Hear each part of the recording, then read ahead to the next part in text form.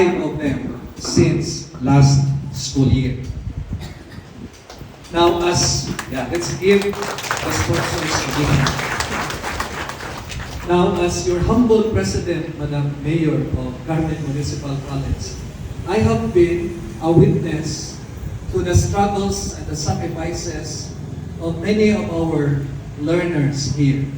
Because as we all know, as an LUC, or as a municipal college, we cater to the Class C or Class D market.